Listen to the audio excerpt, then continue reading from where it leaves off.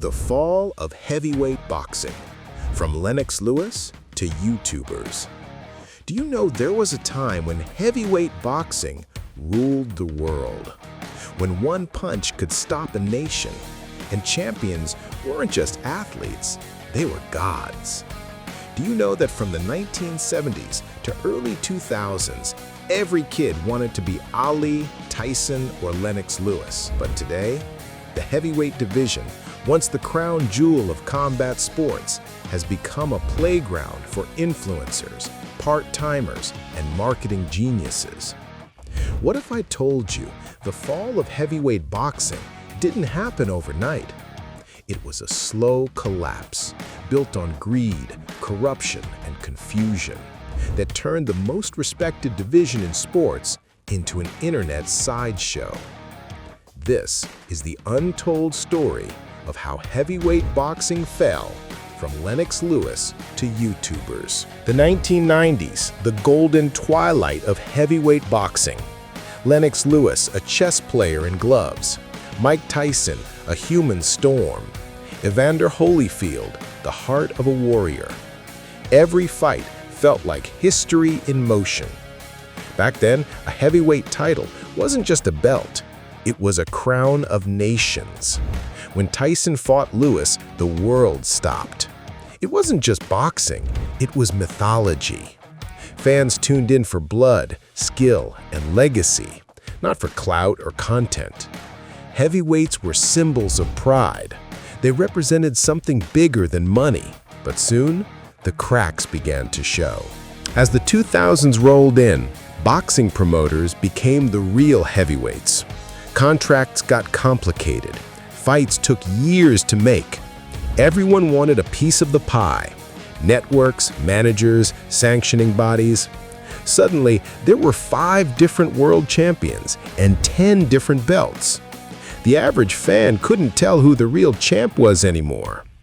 The sport's own success turned into confusion. Lennox Lewis retired in 2003 as the last undisputed king. And when he walked away, so did the era of order, glory, and true heavyweight dominance. What if boxing had managed its legends better?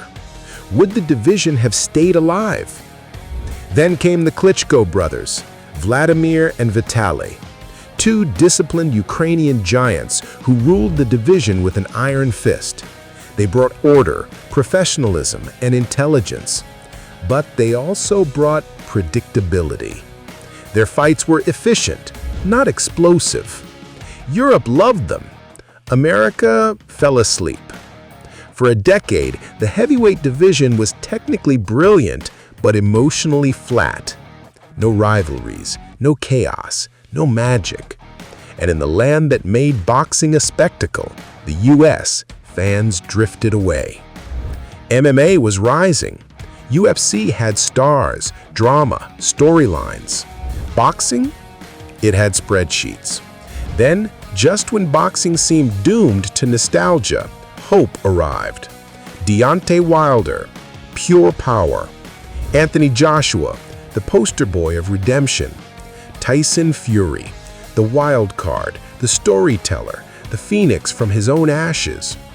For a moment, it felt like the heavyweight spirit was alive again.